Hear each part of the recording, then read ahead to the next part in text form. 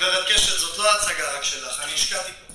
אני אחזיר לך מכספי כל מה שהשקעת. עזבי את הכסף, את יכולה לאכזב אותם ככה? אתם מסכימים לוותר על הפסטיבל? אני פוחדת שיצחקו עליי. אני ידעתי שאני לא טובה בהצגות, יש לי פיגור קל עד בינוני. אני לא רוצה להיות מרקוציו יותר. אני רוצה להיות רק כהנא. איך אתם קוראים לעצמכם בימת החלומות אם בשנייה אתם מוותרים על כל החלומות שלכם? טוביה, אתה בחיים שלך לא תוכל לדעת מה זה להיות בעל מוגבלות, לעמוד על הבמה ולפשל לעיני כל העולם. תאמיני לי שאני יודע טוב מאוד מה זה לפשל.